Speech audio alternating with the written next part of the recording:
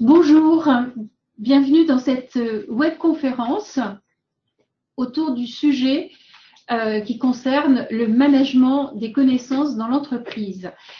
Donc cette conférence est organisée par le club des adhérents d'AFNOR. Merci de vous être inscrits très nombreux. Donc nous avons le plaisir d'accueillir aujourd'hui pour vous Monsieur David Lamotte, Monsieur Jean-Louis Hermine et Monsieur Nicolas Dubuc, tous participants dans la commission de normalisation sur les ressources humaines. Donc merci à eux de se rendre disponibles pour cette webconférence. Alors, je suis Evelyne Thoman, futur ex-responsable du réseau des adhérents. J'introduis d'ailleurs Élise Bourmeau qui me succède et qui est présente aussi ici aujourd'hui. Ceci n'est pas l'objet, donc ne prenons pas beaucoup de temps. Simplement, pour cette webconférence va durer à peu près une demi-heure pour vous présenter le sujet. Et puis, vous pourrez, pendant le temps de la conférence, poser des questions par écrit. Et à l'issue de la présentation du sujet par nos trois orateurs, donc les trois orateurs répondront à vos questions dans le temps imparti, et si vous deviez avoir d'autres questions, vous les envoyez à Laetitia, et Laetitia les dispatchera et vous aurez vos réponses. Par ailleurs, cette webconférence, donc le PowerPoint et le son, vous seront adressés, donc seront sur votre espace privé des adhérents. Vous aurez un lien aussi, et donc voilà, ça sera mis à votre disposition. Très bonne conférence. Je laisse la parole à Monsieur Hermine. Voilà, à vous la parole. Bonjour, je suis très heureux de commencer cette conférence et de vous accueillir. Merci d'être venus si nombreux. Donc le sujet, c'est l'introduction à la norme ISO 30401. Donc retenez ce nom, car elle vient de sortir. Même la traduction française n'est pas encore tout à fait finalisée. Elle sortira en janvier, mais la traduction anglaise a été faite.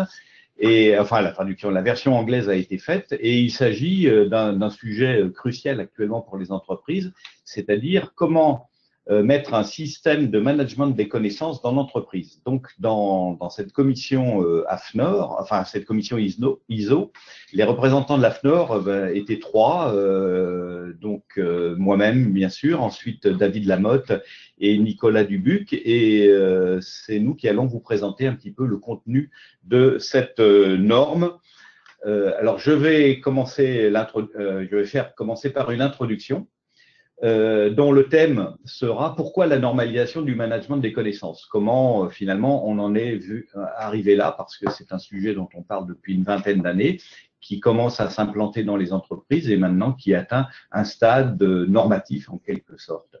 Ensuite, le contenu, très brièvement, parce que c'est quand même quelque chose d'assez complexe et qui prend 40 pages, sera présenté par David Lamotte, qui donc vous présentera le contenu de cette norme, qu'est-ce qu'il y a dedans. Et puis ensuite, une conclusion sera faite par mon collègue Nicolas Dubuc pour savoir qu'est-ce qui va se passer maintenant. Alors, je commence. Et je vous explique un petit peu quel contexte, pourquoi finalement un standard est arrivé sur le marché. Et ce n'est pas un hasard parce que c'est quelque chose qui existe depuis une vingtaine d'années, où on réfléchit sur la standardisation de la gestion des connaissances dans les organisations. Alors, un bref historique auquel j'ai un petit peu participé, donc que je connais bien, c'est que c'est un processus qui est en marche, donc il est abouti en 2018 par une norme spécifique, mais il y en a eu d'autres avant. Alors, peut-être la plus connue et la plus appliquée, c'est celle qui est dans la norme ISO 9001 2015. Alors, c'est un tout petit paragraphe qui s'appelle le paragraphe 7.1.6 et qui parle de connaissances organisationnelles et qui définit un petit peu les exigences de gestion des connaissances de l'entreprise. Alors, concomitamment à ce paragraphe qui a été inclus dans la nouvelle norme ISO 9001, il y a un domaine qui était particulièrement intéressé par la gestion des connaissances, qui est le domaine du nucléaire. Et j'ai participé en tant qu'expert de l'AIEA, qui est l'organisme de normalisation internationale dans le nucléaire, à l'intégration de tous les attendus du knowledge management dans les standards qui sont les références dans le domaine nucléaire, qu'on appelle les safety standards de l'AIEA. Et donc, cette intégration a eu lieu environ 2017. Et donc, les nouveaux standards, maintenant, qu'on appelle les safety standards, les standards de sûreté de l'AIEA, intègrent tous les attendus du KM.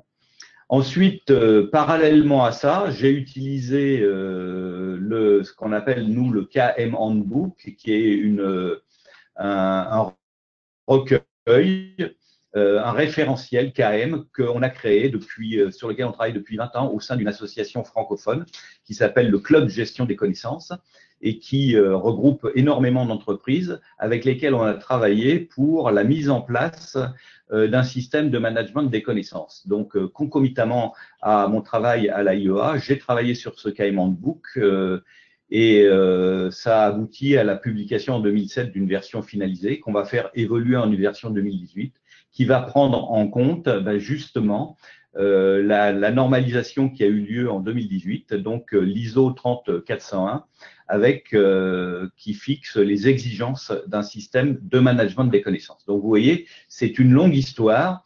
Le nucléaire a commencé exactement en 2002 et abouti en 2017. L'ISO 9001 a abouti en 2015. Le club gestion des connaissances, ça a commencé en 99, vous voyez, et a abouti en 2017. Et l'ISO a commencé il y a 3 ans et a abouti donc à l'ISO 30401. Donc c'est toute une histoire et tout un historique qui est à peu près cohérent entre tous ces recueils dont je viens de vous parler.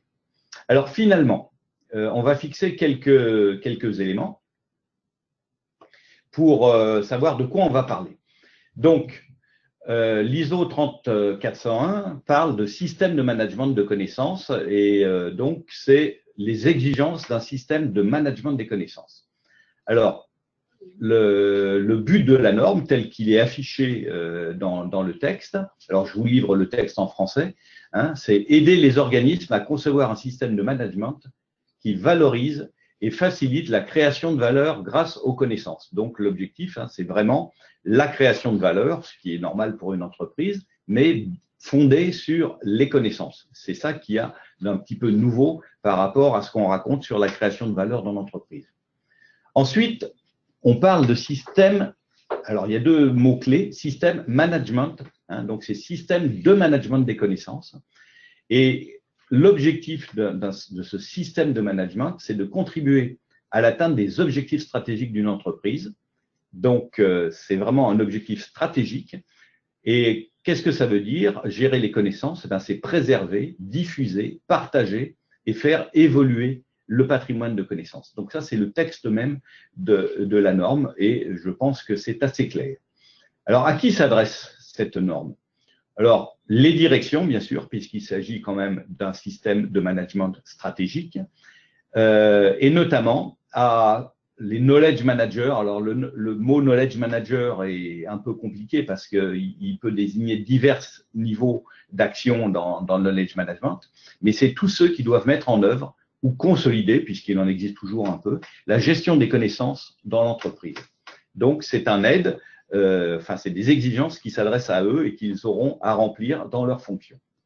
Donc, l'objet de la norme, c'est pas de donner le comment, mais de dire comment il faut faire, mais de fixer des principes et des exigences qui sont rigoureux pour le management des connaissances. Donc, cette norme, elle est toute neuve, elle a été publiée, donc, alors là, je l'ai écrit en anglais et français, mais c'est plutôt en anglais.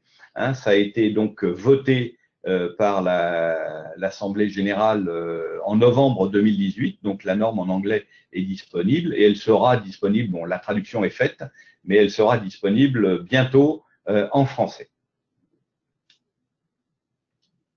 Alors, après cette brève introduction, je vais passer la parole à mon collègue David Lamotte, qui va cette fois-ci détailler un petit peu le contenu de la norme. Alors, je lui passe la parole, il y a une petite manip à faire. Voilà, je donne voilà, David Lamotte. Et voilà, David, c'est à toi. Super. Bonjour à tous. Donc Jean-Louis vous a présenté le contexte. Maintenant, je vous propose de regarder un petit peu plus dans le détail quelles sont les exigences de la norme. Et à commencer par, alors, est-ce que ça marche? Non, je n'ai pas je ne peux pas faire passer les slides. Suivant. Si ça marche. Alors, donc, quelle forme prend la norme? Donc, la norme se présente rapidement sous la forme d'un document assez synthétique. On a une vingtaine de pages qui se regroupent en 10 chapitres qu'on appelle également les clauses. Et puis, on aura 3 annexes qui viennent conclure. Alors, le tout se décompose de la manière suivante, comme vous pouvez le voir à l'écran. Donc, on a une introduction qui précise le pourquoi de la norme, ses objectifs.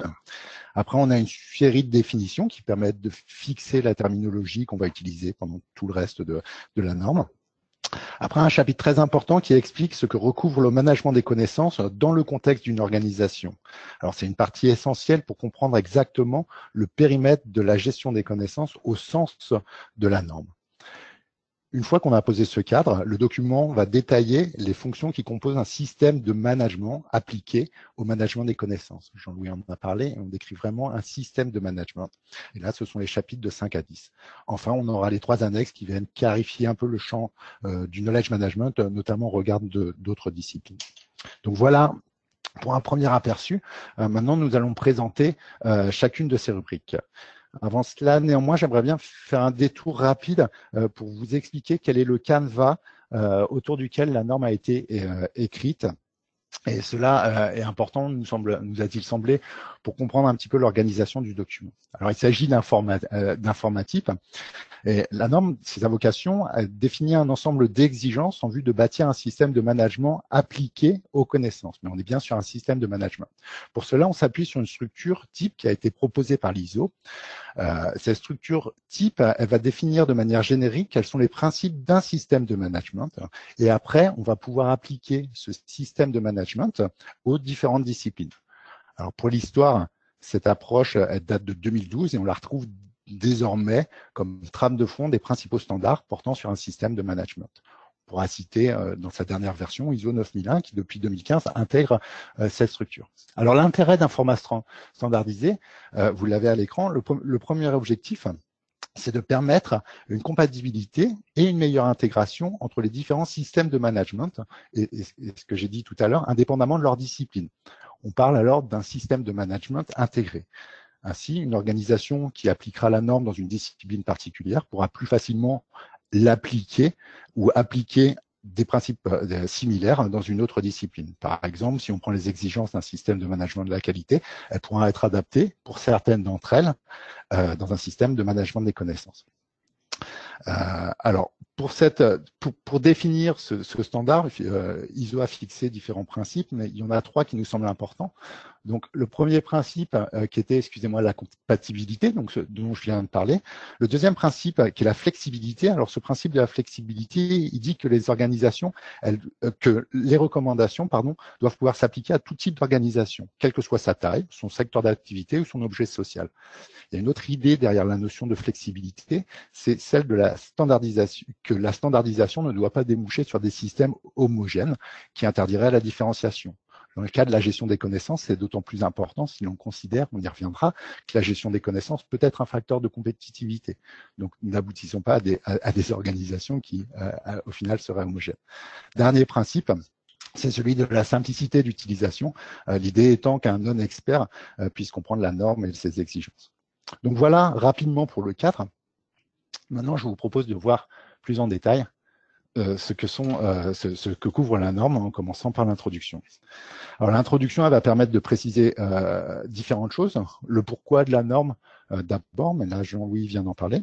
Ensuite, elle va rappeler les principaux objectifs d'une démarche de knowledge management avec comme principe principal comme principe principal, comme principe central, pardon, le fait que la connaissance est une source de valeur pour l'organisation.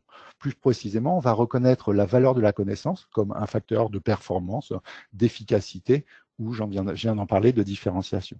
Donc cette notion de valeur de la connaissance est essentielle pour comprendre après, et c'est l'intérêt des principes directeurs, pour comprendre comment on approche le knowledge management. Et donc, je viens d'en parler, la norme va fixer en fait 8 principes directeurs qui vont, pour certains, s'appliquer à la connaissance, et c'est ceux que vous avez à l'écran. Donc, les connaissances, elles sont immatérielles, complexes et liées aux individus, et sources de valeur, je viens d'en parler.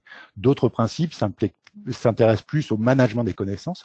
Donc, le management des connaissances qui concourt à la réalisation des objectifs, qui doivent être adaptés au contexte, qui intègre les interactions entre les personnes, qui est conditionné par l'environnement de travail, qui est conditionné par la culture de l'organisation et qui enfin s'opère par étapes. Et là, on voit se dessiner les grands principes de la norme. On va parler d'alignement stratégique, on va parler d'alignement opérationnel, on va parler de calibrage en fonction des moyens, et tout ça, en fait, découle des objectifs que le groupe de travail s'est fixé pour un petit peu cadrer son travail. Donc, une fois ce cadre posé, on va pouvoir rentrer dans le détail de la norme et exactement ses recommandations. Premier point, on commence par définir le vocabulaire. Alors, sur le vocabulaire, la norme, rapidement, retient une trentaine de définitions. On définit ce qu'est un organisme, une partie intéressée, un risque, un processus, une mesure. Tout un tas de vocabulaire, en fait, qui est un vocabulaire qu'on retrouve dans le standard dans lequel on va utiliser, qu'on va retrouver finalement d'une norme à l'autre. Après, il y a certaines définitions qui vont être propres à nos disciplines, qui est celle de la gestion des connaissances. Et donc là, vous en avez une, par exemple, la connaissance, qu'on va définir comme un capital personnel ou organisationnel qui va permettre des décisions et une action efficace en contexte. Là, les mots importants sont le capital qui est à la fois lié aux individus personnels ou à l'organisation organisationnelle, et la notion de contexte.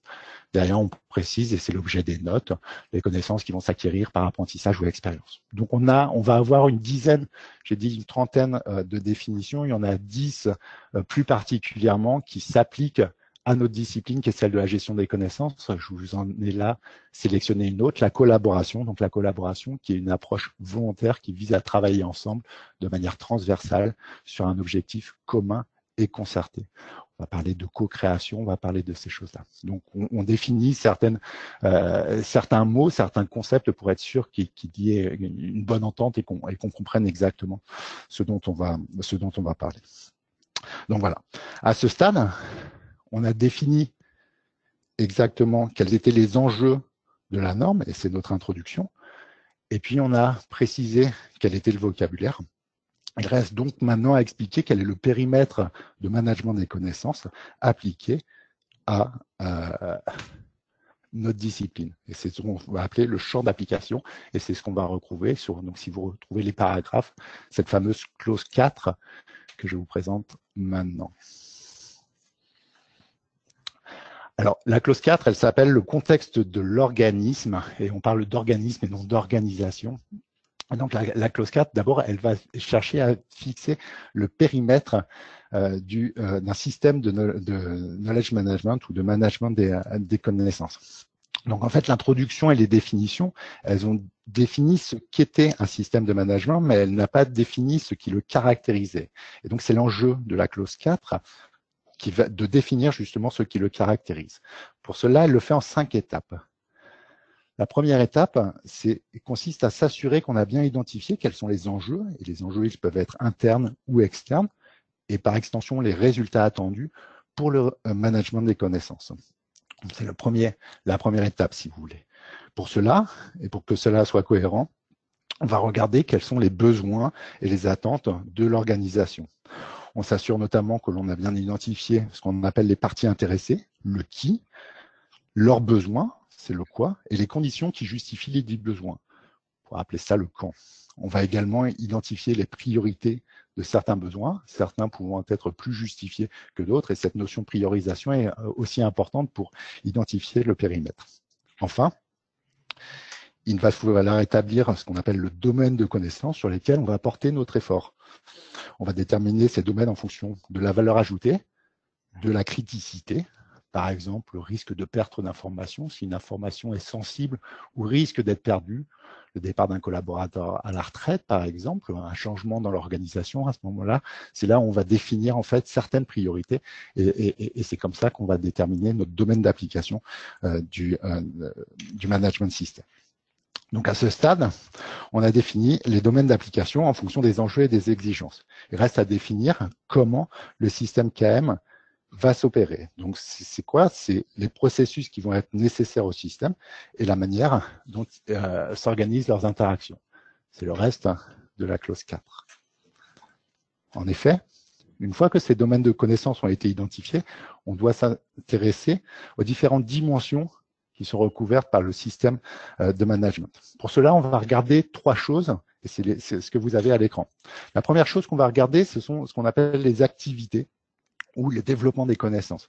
Donc, les activités qui relèvent de la gestion des connaissances, il va y avoir classiquement l'acquisition de nouvelles connaissances. On pourra citer la recherche, le retour d'expérience, l'acquisition de connaissances auprès de tiers. Il va y avoir également l'application de ces connaissances, le fait de préserver des connaissances qui sont des connaissances existantes ou en risque, je viens d'en parler. Et enfin, la gestion des connaissances qui sont obsolètes ou qui sont plus conformes et dont il va falloir se débarrasser. Donc, toutes ces activités constituent ce qu'on définit souvent, et vous avez peut-être vu des schémas comme ça, un cycle de vie des connaissances.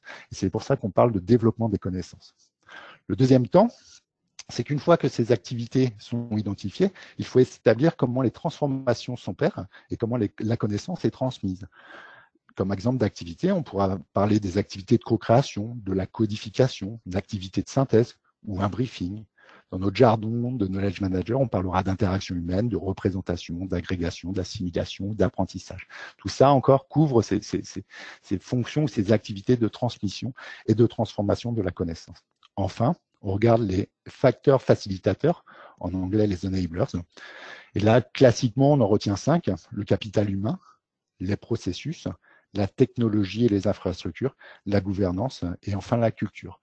Donc, ça veut dire que pour comprendre les dimensions de notre système de management de connaissances, on va voir aussi comment le capital humain, les process ou la gouvernance vont influer sur notre système de management des connaissances. Tout ça nous permet de définir le contexte de notre organisation et de définir notre domaine d'application du knowledge management system.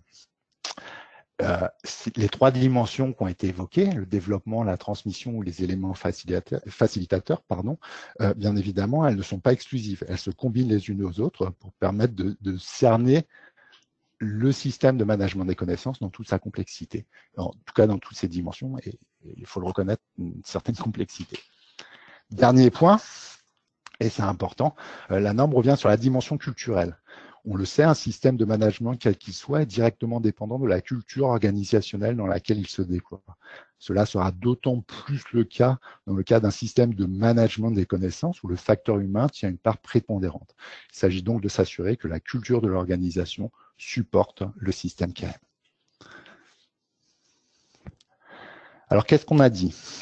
Donc, à ce stade, on a défini le champ d'application du système, les activités qui s'organisent, les modalités de déploiement et les vecteurs. Il nous reste donc à préciser les moyens de mise en œuvre, en d'autres termes, ce qu'est notre système de management. J'y arrive. Donc, les exigences pour un système de management intégré. La première chose, donc pour la suite du document, en fait, et ça va être les clauses, donc les paragraphes de 5 à 10, on va détailler quelles sont ces exigences. Donc, ceci passe par, en premier lieu, s'assurer que le management assure son rôle de leadership. Alors, le rôle de leadership, c'est celui qui définit les orientations, soutient la démarche de knowledge management et encadre les différentes initiatives. On va attendre de lui qu'il fixe une politique, qu'il s'assure que les rôles et responsabilités sont définis et éventuellement attribués. Autre étape, le planning qui va identifier les risques et les opportunités. C'est en fonction de ceci qu'on va établir les objectifs opérationnels et organiser nos activités dont on a parlé tout à l'heure. On attribue les responsabilités et on va définir une feuille de route. Une fois les activités planifiées, on doit également définir le support nécessaire et donc les ressources qu'il va falloir mobiliser. Ces ressources, elles peuvent être humaines, technologiques, financières. On va aussi parler des compétences requises et puis des actions d'accompagnement, la communication, la documentation, tout ce qu'on regroupe généralement sous la vocable d'accompagnement du changement. De même, et simultanément, on va définir les opérations à réaliser pour satisfaire le planning tel qu'on l'a défini. Et donc, par opération, ça va être les procédures, mais également les contrôles qu'il va falloir organiser pour s'assurer que notre système fonctionne. Viennent alors les mesures d'évaluation. On va définir des indicateurs de performance. On va mettre en place un système d'audit interne, une revue de direction. Et enfin, last but not least, on va définir les actions d'amélioration qui permettent de pallier les dysfonctionnements du système si on en trouve, et d'en corriger les effets ou d'en résoudre les causes. ISO parle d'actions on agit sur les non-conformités. Donc, on a défini là notre système de management et on voit que toutes ces étapes en fait s'enchaînent et vont se mettre en place. Ainsi, vont pouvoir naître des boucles d'apprentissage et on espère, du moins c'est l'objectif, que le système devienne vertueux et permette une amélioration qui va être une amélioration continue.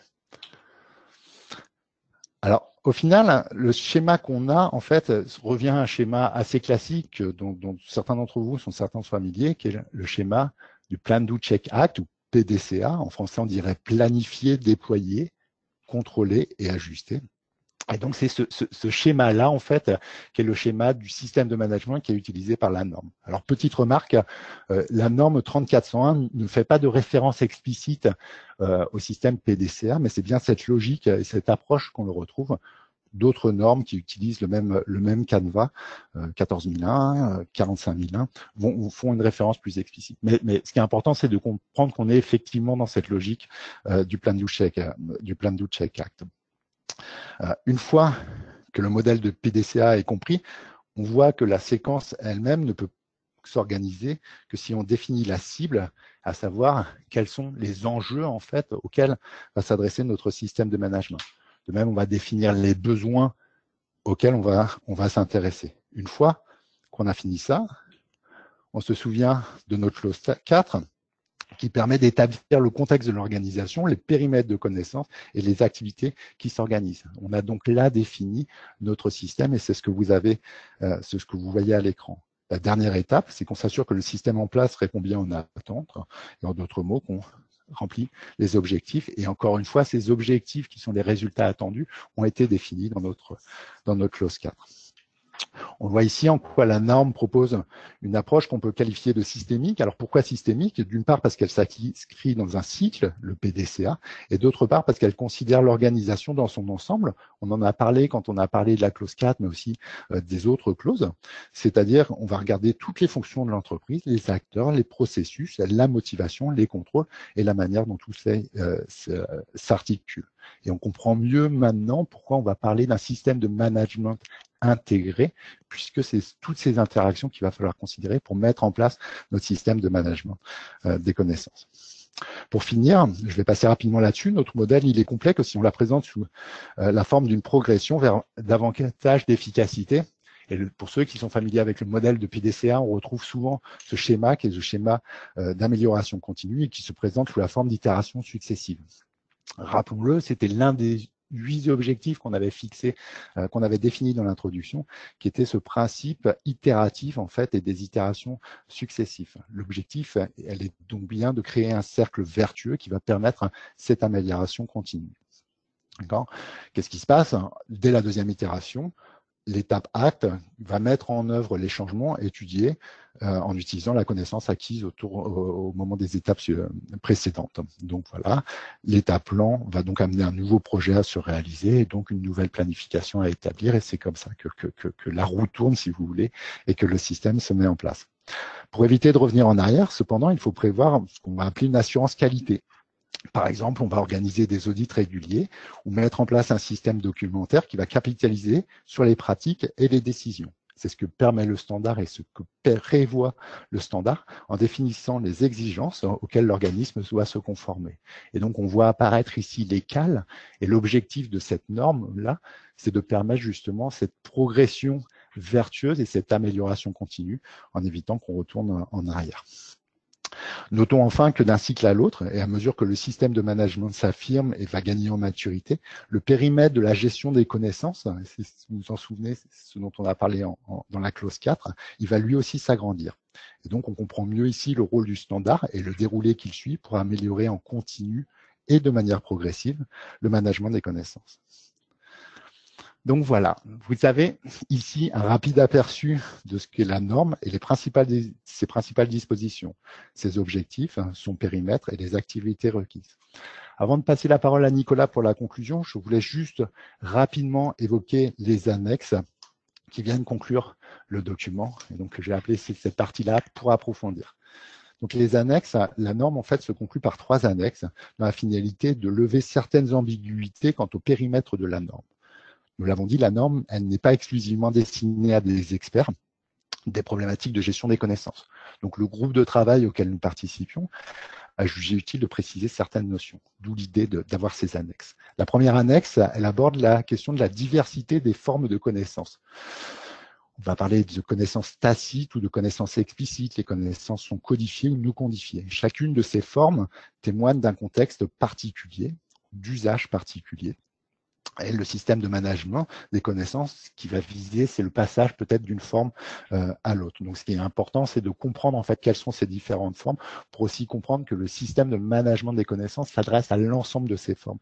C'est ce que les auteurs de la norme ont appelé la palette des connaissances.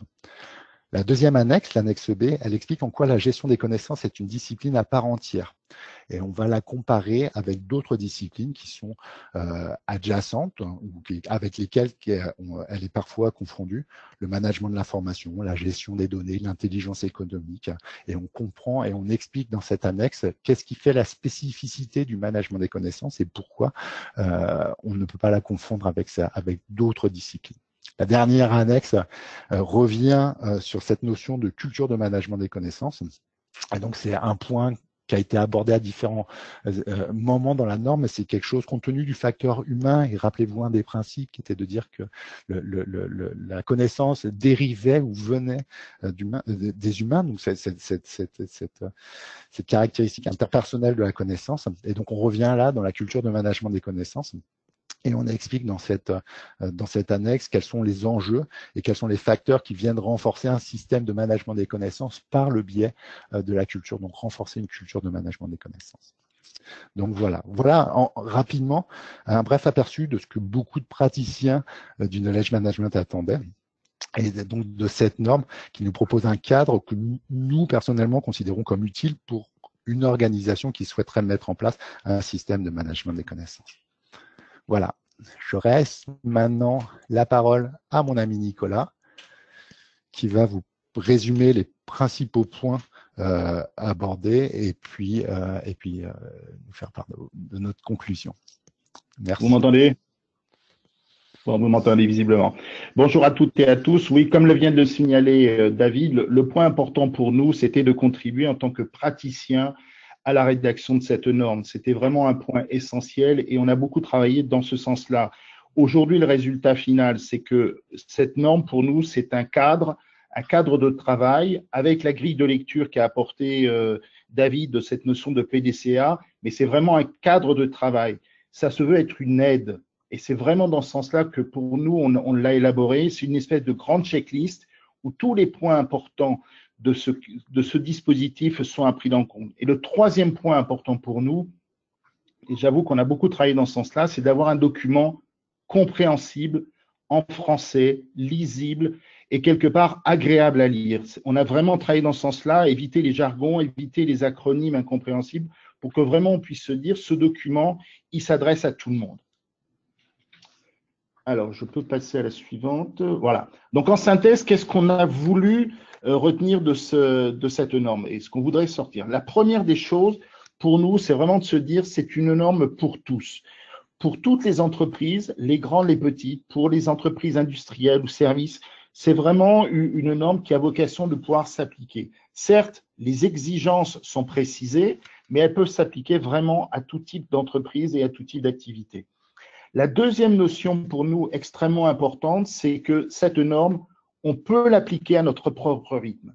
C'est pas un rouleau compresseur qu'il faut déployer systématiquement, c'est pas ça, et c'est pas comme ça que c'est expliqué. C'est vraiment quelque chose que l'on peut, domaine par domaine, département par département, déployer le système de management des connaissances. Donc, c'est vraiment quelque chose qu'on le peut appliquer à notre propre rythme. Ça, c'était un autre élément extrêmement important parce qu'on sait bien qu'aujourd'hui, nos organisations sont grandes, elles sont vastes, elles sont diverses et que ça prend du temps d'insuffler ce nouveau dispositif. Le troisième point extrêmement important, et on le voit, on l'a vu, on l'a observé au niveau des réseaux sociaux, il y a un peu de peur. Une norme, c'est quelque chose qui peut faire peur. En fait, il ne faut pas considérer cette norme comme une obligation de certification. Elle offre un cadre de travail. Il n'y a pas aujourd'hui d'obligation d'audit externe, donc il faut vraiment la prendre comme quelque chose qui nous apporte ce cadre et cette aide. Et le dernier point, et c'est sans doute ça le plus important qu'on voulait partager, Jean-Louis, David et moi, la norme explique le quoi. Elle apporte ce cadre général.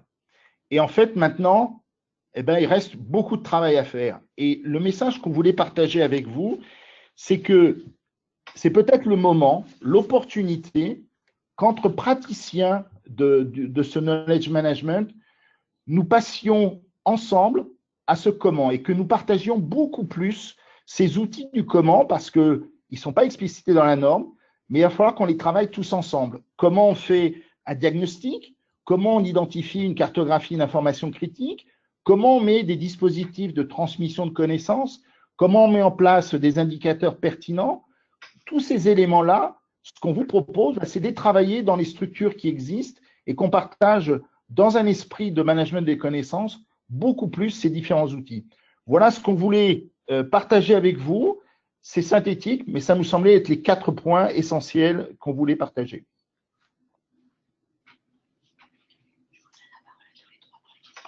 Voilà.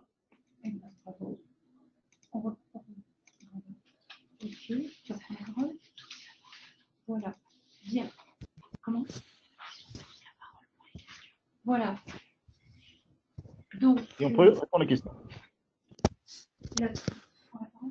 Oui, enfin, il y a une suite là ou pas? Non, d'accord. Okay. Donc, on a vu qu'il y avait un certain nombre de questions qui étaient posées. Alors, je vais voir un petit peu. Hein. Alors, où est-ce qu'on voit les questions? Questions. Questions, voilà. Alors. Hop, normalement, c'est Laetitia qui va nous les envoyer.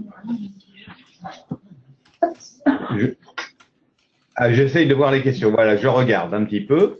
Voilà.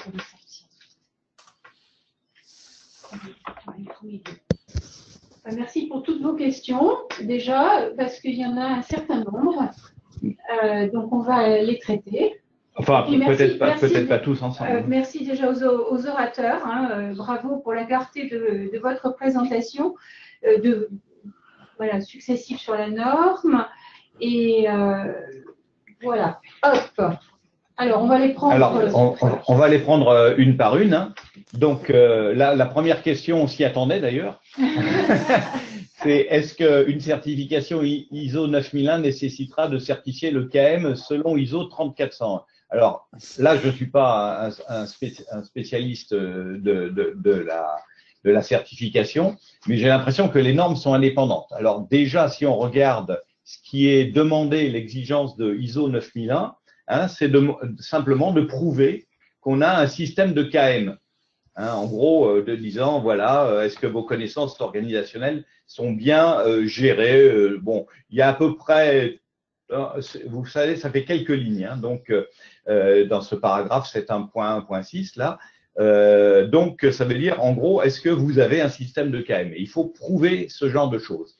Alors, bien sûr, ça ne veut pas dire qu'il faut que ce soit exactement ce qu'il y a dans ISO 30401, qui est beaucoup plus détaillé et beaucoup développé, quoi. Voilà. Alors ça, c'est la première question. Donc, ça ne nécessite pas, hein, mais par contre, bien sûr, si vous avez fait un système de KM selon la norme 30401, dès que vous avez l'ISO 9001 7.1.6, là, c'est immédiat. Hein, je veux dire, c'est même beaucoup plus détaillé. Donc, l'un est contenu dans l'autre, mais l'un ne demande pas l'autre. Alors, une autre question qui s'adresse à moi particulièrement, je suis désolé, hein, pourquoi la nouvelle norme apporte des évolutions par rapport à la norme de l'AIEA? Donc là, il s'agit donc de la norme donc dans le domaine nucléaire. qui n'appliquent pas la norme ISO, enfin, sauf les entreprises industrielles, mais parce que c'est plutôt des normes orientées vers la sûreté nucléaire que vers disons, la productivité industrielle, quoique. Alors, l'idée de cette norme AIEA est absolument indépendante de la norme ISO. Donc, ils ont inclus des éléments de knowledge management dans cette norme GSR, enfin, puisqu'elle est nommée ici, c'est GSR 3, mais ce n'est pas équivalent. Par contre, il y a beaucoup de choses. De toute façon, j'ai participé aux 2 commissions de normalisation. Je peux vous dire qu'il y a beaucoup de choses qui sont communes. Donc, les gens qui sont dans le domaine nucléaire et qui veulent appliquer les safety standards, eh bien, s'ils appliquent la norme ISO, ils auront à peu près les mêmes réponses, quoi. Alors, simplement, elles ont été développées de manière indépendante, mais bon, voilà. Alors, oui. L'autre point là, c'est David qui parle. L'autre point là-dessus, c'est et on en a parlé tout à l'heure quand j'ai défini les principes, les grands principes en fait du canevas qu'on utilise. La norme, elle est secteur agnostique, si vous voulez. Donc, elle ne s'intéresse à aucun secteur. Elle pourra s'appliquer, fournir un cadre qu'il va falloir détailler dans une industrie extrêmement technique avec des normes et des contraintes autour des safety standards comme l'industrie nucléaire, comme on pourra l'appliquer dans une association. Je travaille dans une association aujourd'hui qui met en place une démarche KM avec des attendus et des besoins qui n'ont absolument rien à voir, qui sont sans commune mesure avec ceux du secteur industriel. Donc cette notion de flexibilité, de cette one size fits all, elle était au cœur de la démarche de normalisation et c'est important de le comprendre. Ça veut dire aussi que c'est certainement pas et que la norme ne sera pas suffisante, et c'est aussi ce que disait Nicolas dans sa conclusion. Pour certains secteurs d'activité, elle ne sera pas suffisante puisqu'il faudra aller beaucoup plus loin dans la définition des risques, dans la définition des périmètres de connaissances, dans la définition des rôles. Mais ça, tout ça, la norme, elle définit un cadre méthodologique dans lequel on va s'inscrire pour identifier par rapport au contexte et donc au secteur d'activité les éléments sur lesquels il va falloir travailler. Voilà. Alors, une autre question sur le lien entre la norme et l'approche APQC. Est-ce qu'il y a un lien? Alors, la PQC, bien sûr, est très investie dans la norme, mais je ne les connais pas bien. On n'a pas vraiment travaillé. Il n'y avait pas de représentant de la PQC dans la commission de normalisation, mais je suppose qu'il y a des liens, bien sûr. Enfin, c'est un peu comme avec le nucléaire. Tout le monde a travaillé sur le knowledge management dans son coin, mais il n'y a pas de secret. Il y a quand même des bases scientifiques et des bases fondamentales qui ne peuvent pas être ignorées, qui sont communes à tous. Donc, une autre question, avez-vous une définition de knowledge owner? Alors, la réponse est… Il y a Nicolas vers un point. Je voulais juste apporter un petit commentaire. De la même manière que, comme l'a souligné David, on pouvait lire la norme avec ce filtre PDCA, on peut aussi le lire avec le filtre structuration d'un processus. Donc, on a quand même des manières de rentrer dans la norme qui sont assez facilitées avec ces différentes grilles de lecture. Alors, autre question, avez-vous une définition de knowledge owner? Alors, non. D'abord, bon, je pourrais en avoir personnellement, mais il n'y a pas de définition de type qu'est-ce que c'est qu'un knowledge manager, chief knowledge officer, etc., etc. Ça, il faut voir dans les guides d'application. Donc, par exemple, dans celui du club gestion des connaissances, où on définit ce genre de choses. Et knowledge owner, on n'a pas vraiment. On n'a pas vraiment de définition. Enfin, à ma connaissance, bien sûr. Alors, ensuite. Oui. De la même manière, on a beaucoup discuté autour de la notion de knowledge worker qu'on n'a pas traduit par travailleur du savoir dans la norme parce que c'est pas du tout un vocabulaire usuel en français. Oui, mais on a supprimé le mot knowledge worker alors que c'est un mot classique. Juste sur la notion de knowledge owner. David, c'est Fatma, donc je suis chef de projet. Je suis ce sujet fabuleux depuis le début et j'avoue que j'ai appris beaucoup de choses. Et si on parle de cette norme qui vient d'être publiée, qui sera publiée en début d'année en version française, sachez que le travail va se poursuivre à l'ISO justement sur ces questions de terminologie et il est fort probable que tous ces termes vont être appelés à être définis. C'est juste ce que je voulais préciser. Oui. il va y avoir une commission qui va suivre sur justement les définitions de type knowledge owner, knowledge worker. En tout cas, pour la commission ISO 30401, on a supprimé tout ce qui est référence à knowledge worker parce que c'est trop connoté. Par contre, Alors, là, juste sur le point de knowledge owner, quand on définit les périmètres de connaissances, on identifie quels sont les domaines de connaissances. Et quand on va identifier ces domaines de connaissances, bien évidemment, on va identifier s'il y a certains knowledge owners, donc des gens qui sont responsables d'une partie de la connaissance, avec certains, avec les propriétés liées à la fonction, si vous voulez. À ce moment-là, bien évidemment, on va définir cette notion de knowledge owner. Maintenant, on ne l'a pas défini explicitement au niveau de la norme, parce qu'encore une fois, ça s'applique ou ça ne s'applique pas en fonction des contextes. Alors, autre question. À ce que je comprends, il n'y a pas de définition du management des connaissances, mais un ensemble de principes, caractéristiques et objectifs qui devront permettre à chaque organisation de formuler sa propre définition suivant ses concepts et objectifs. Est-ce bien cela? Ou bien existe-t-il une définition proposée dans la norme? Alors, je répondrai les deux, mon capitaine, parce que il y a une définition de management des connaissances, mais vous allez être déçus parce que c'est simplement management concernant les connaissances, en gros. Et donc, effectivement, je pense que tout ce qui est donné permet de se faire sa propre définition, quoi. Bon, est-ce que vous avez, mes collègues, là, est-ce que vous avez des remarques par rapport à ça? Non, c'est ce que tu as dit, effectivement. Alors, autre question importante aussi, la norme est-elle certifiable? Alors, effectivement, c'est une question qu'on s'est posée et la commission a voté en disant qu'elle est certifiable. Alors maintenant, comment va être la certification, ça on ne le sait pas encore, mais disons que cette norme a vocation à être certifiable. Voilà, maintenant il faut organiser la certification sur cette norme. On peut dire aussi que ce n'était pas l'objectif initial, mais que c'était la bonne nouvelle du travail qui a été réalisé de se trouver dans ces situations-là. Voilà. Alors, autre question, je suis intéressé par cette question d'évaluation des performances. Quels types d'indicateurs sont suggérés par la norme? Comment juger de leur pertinence? Merci. Alors, la réponse, c'est qu'il n'y a pas d'indicateur dans la norme, c'est pas le but. Et il faut se référer donc à des guides d'application. Alors, encore une fois, nous, on travaille au Club Gestion des connaissances sur un ensemble d'indicateurs et en essayant qu'elles soient pertinents. Mais il n'y a pas de comment et il n'y a pas d'évaluation. Hein. Donc, c'est simplement des exigences. Par exemple, on peut vous dire une exigence, il faut trouver des indicateurs de performance de la connaissance, hein, mais par contre, on donne aucune solution. Alors, on vient de réaliser là tout un travail au niveau du club de gestion des connaissances, justement sur les indicateurs, puisque tu as cité, Jean-Louis, le Knowledge Management Handbook. Et en fait, dans sa version 2017, qui était la première version, on s'est aperçu qu'il manquait un chapitre sur les indicateurs. Et donc, on a désormais créé un chapitre sur les indicateurs qui sortira dans la version 2018 on a défini un canevas, en fait, qui fixe ces indicateurs. Donc, on pourra en parler, mais si vous rejoignez le club, vous verrez, il y a ça, mais effectivement, c'est une vraie question de comment on définit ces indicateurs qui sont soit des indicateurs de performance, soit des indicateurs d'impact. Et on est à chaque fois sur les deux domaines. C'est quelque chose qui est compliqué, mais comme pour la norme, en fait, qui dépend complètement du contexte de l'organisation.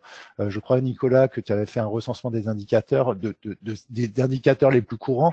Tu en avais recensé quelque chose comme 160 ou 200. Absolument. Donc, la biblio a donné beaucoup d'indicateurs, mais une fois de plus, c'est pas donné dans la norme.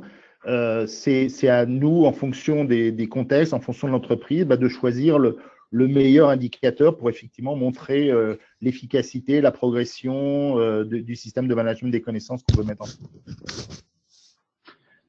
Voilà, alors donc, il y a plusieurs questions, on va essayer parce qu'on n'a pas beaucoup de temps. Hein, il y a plusieurs questions que je vais résumer. D'abord, quelles sont les organisations qui peuvent être contactées? Avez-vous des exemples d'organismes qui sont engagés pour rechercher une certification? Alors, bon, pour l'instant, pas en tout cas la certification, mais qui sont engagés dans la démarche. Quelles organisations peuvent nous aider? Alors, bon, je sais pas tout, mais par contre, il y a un certain nombre d'entreprises qui sont engagées et parfois assez avancées dans l'implantation de ce qui est dans la norme, enfin en partie, en tout cas, personne n'a tout fait. Par exemple, nous, dans le club gestion des connaissances, on a une 50aine d'organisations qui échangent par rapport à leur expérience. Et donc là, ça peut aider les gens qui veulent s'initier ou voir un peu d'exemples. On publie aussi pas mal d'études de cas. Les organisations qui peuvent vous aider, il y en a une ici qui s'appelle l'AFNOR, parce que ça a beaucoup travaillé sur la gestion des connaissances. La commission va continuer, notamment sur la terminologie. Et puis, vous voyez, ce webinaire aussi, c'est une aide pour les entreprises. Donc, l'AFNOR est une entreprise, un organisme intéressant pour aider à comprendre un petit peu la gestion des connaissances. Jean-Louis, si je peux mentionner aussi au niveau européen, il y a l'ERMA, voilà, qui regroupe notamment des knowledge managers qui travaillent en R&D.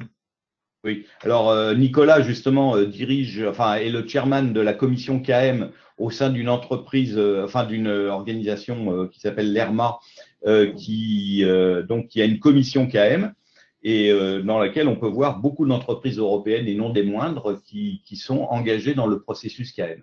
Alors bien sûr, des gens qui sont engagés dans la normalisation, sûrement pas, puisqu'elle vient juste de paraître, et même la version française n'est pas encore parue. Alors donc, mais ça va venir de toute façon. Mais par contre, on n'a pas attendu la norme pour commencer. Donc voilà un petit peu. Alors je supprime les questions, parce que. Alors. Non, mais les questions traitées. Ouais. Les questions traitées. Ouais, je suis pas. Alors, la norme traite-t-elle des aspects intelligence économique, espionnage, vol de connaissances? Alors, la norme, non. Non. Là, on peut dire que c'est clair. Quels sont les cas? Néanmoins, si je peux compléter, et c'est peut-être particulier à mon entreprise, c'est vrai que les deux disciplines, que ce soit la partie knowledge management et intelligence économique, sont pour nous deux disciplines extrêmement proches. Mais c'est vrai que dans la norme, ce sujet n'a pas été abordé. Alors, comment devient-on certificateur? Là, il va falloir former les certificateurs, là, c'est clair. Mais bon, pour l'instant, on peut pas, il n'y a pas de réponse puisque la norme vient tout juste de sortir. Donc le pas suivant, et c'est pour ça que l'AFNOR, c'est un organisme intéressant, pourra donc avoir des certificateurs pour cette norme. Alors, comment souhaitez-vous travailler le comment et sur quel sujet? Comment créer une culture de partage de la connaissance? Que prévoit le club de gestion des connaissances ou autres associations pour aider au comment? Donc là, bon, cette dernière question, je vais dire, pour le club gestion des connaissances, par exemple, en janvier, on va commencer à faire une série de formations sur mettre en œuvre la norme, en utilisant notre guide d'application. On va travailler avec l'AFNOR aussi pour avoir des formations pour aider les gens à passer au comment. Et puis, tout ce que vous pouvez faire avec l'AFNOR, à assister aux webinaires, venir aux commissions, normalisation, des choses comme ça, va aider à cette opérationnalisation de la norme. Ouais. Alors, une autre question, connaissez-vous des organisations qui appliquent totalement la norme? Alors, déjà, la nouvelle norme, donc, des organisations qui appliquent un bout, sûrement. Tout, non, sûrement pas. On n'en est pas encore là, mais il faut y aller. Juste sur ce point-là quand même, enfin peut-être pas exactement, je ne sais pas si les organisations pourraient être certifiées, mais on est quand même dans une pratique qui est assez, il y a certaines organisations qui sont assez mûres dans la pratique de la gestion des connaissances et qui mettent en place, qui aujourd'hui déploient des systèmes qui sont pas très éloignés de la gestion de la norme. Après, il y a tout un tas, alors il y a des prix, il y a des certifications, c'est un petit peu la course à l'échalote pour gagner les awards, les certifications. Mais dans ces choses-là, il y a quand même tout un tas d'organisations aujourd'hui qui sont très mûres, si vous considérez un modèle de maturité, dans leur approche de la gestion des connaissances. Des organisations du club, au niveau international, on fait partie d'un réseau qui s'appelle le KM Global Network, qui organise un système, par exemple, qui s'appelle Knowledge Ready Organization, où justement on évalue la maturité des organisations par rapport à la mise en place d'une démarche de gestion des connaissances. l'approche est pas très éloignée de toutes les exigences de la norme. Alors, est-ce qu'on a une revue de direction? Peut-être pas. Donc, il y a peut-être certains éléments qui manquent, en tout cas pas systématiquement. Mais je connais, moi, pas mal d'organisations qui sont quand même assez proches de la norme. Et c'est un élément important, on n'en a pas parlé, mais la norme, elle s'adresse à qui? En termes d'organisation, elle s'adresse à des organisations qui voudraient commencer à mettre en place une démarche de gestion des connaissances, et elles pourront se servir de cette norme qui, effectivement, définit une feuille de route, si vous voulez, mais elle permettra aussi, elle est importante pour des organisations qui sont plus mûres ou matures dans leur démarche de gestion des connaissances, pour revoir justement quelles sont les exigences et s'interroger, tiens, ça, c'est peut-être quelque chose qui me manque, est-ce que j'ai intérêt à le faire, ou ça, je l'ai détaillé, est-ce que ça répond aux exigences de la norme? Donc, il y a ces deux approches, mais je ne pense pas qu'on soit quelque chose qui soit radicalement différent par rapport à des pratiques qui, encore une fois, existent. L'intérêt principal de cette norme, les deux intérêts, si vous voulez, c'est d'amener des nouvelles organisations à mettre en place ces démarches qui sont des démarches vertueuses, et pour des organisations existantes, de se comparer, cette espèce de démarche de benchmark, pour voir un petit peu jusqu'où et comment elles sont équipées pour avoir ces systèmes qui sont ces systèmes efficaces. Jean-Louis, si je peux compléter ce que tu viens de dire, David, si je peux compléter ce que tu viens de dire, tu l'as rappelé dans l'exposé, tu as évoqué les notions de connaissance tacite, tu as évoqué dans la présentation la notion de transmission. Donc, la norme apporte un cadre général et ça rappelle à des gens qui ont déjà mis en place un certain nombre de dispositifs qu'il y a peut-être des pistes d'amélioration, de renforcement, notamment sur ces deux aspects-là. Voilà, donc il nous reste 4 minutes. Il y a encore beaucoup de questions, donc on va pas pouvoir répondre à tout, on est désolé. Bon, par exemple, la question, est-il possible d'avoir un exemple de mise en pratique? Est-ce que vous acceptez les novices dans la commission? Alors, je sais pas la commission. Je pense que ça s'adresse à l'AFNOR ou les commissions du club gestion des connaissances. Alors, des exemples de mise en pratique, on en a plein, publiés. Je vais même, l'année prochaine, il y aura un bouquin rien que d'études de cas. Donc, vous pouvez nous contacter au club, on vous en donnera plein, venez, c'est gratuit.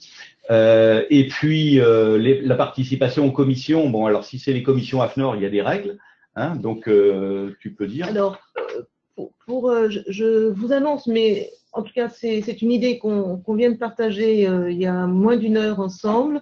Ce webinaire était un moment d'échange, de présentation relativement court, ce qu'on va vous proposer probablement très rapidement au premier trimestre de l'année prochaine. C'est un club adhérent où sur une demi-journée, une matinée, où on ira un peu plus loin et on verra évidemment à ce qu'il y ait des exemples beaucoup plus pratiques sur la question. Alors, donc là, il y a des questions très générales que je comprends bien. Hein. Comment créer la culture du partage de la connaissance? Comment convaincre le directoire? Quelle est la valeur business? Alors, effectivement, c'est bien sûr les choses les plus difficiles, mais là, on n'a pas le temps de rentrer dans le détail. Il n'y a pas de solution miracle, mais par contre, il y a quelques directions sur lesquelles on peut travailler, notamment pour convaincre la direction. Alors là… Bon, j'en ai convaincu quelques-unes, pas toutes, mais donc on peut avoir quelques arguments qui frappent la direction. Hein, et pour le partage, c'est au contraire, il faut frapper les utilisateurs, enfin frapper l'imagination des utilisateurs. Et donc il y a quelques clés, quelques éléments clés qu'on peut agiter pour faire ça, mais on peut pas. Il n'y a pas bien sûr de recette miracle. Vous savez, le knowledge management, ça fait 20 ans qu'on en parle. Et ça commence juste à arriver à un niveau de maturité qui permet de se poser ce genre de questions.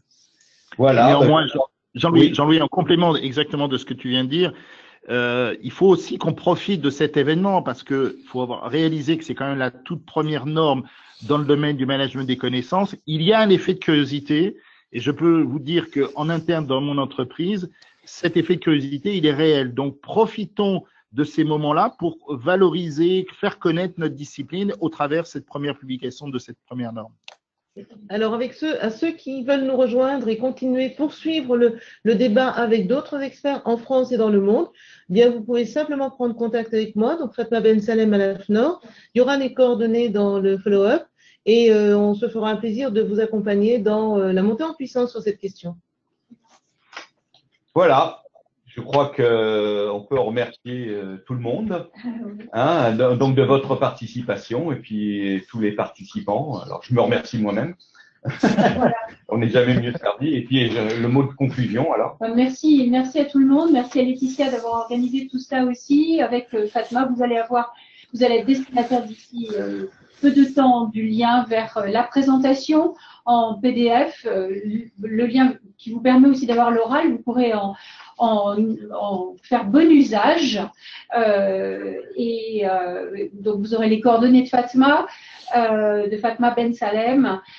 Merci de vous être connectés, d'avoir posé de nombreuses questions. Et puis vous serez forcément destinataire des suites aussi que nous proposerons côté AFNOR. Merci. Et puis, alors pas bon retour, hein, parce que c'est avec les webinaires, c'est 0 CO2. Mais bon, rien ne vaut aussi l'échange autre. Donc il y aura les deux. Voilà, au revoir. Au revoir à toutes et tous. Merci à nos orateurs. Au revoir. Au revoir. Au revoir. Au revoir, merci. Au revoir.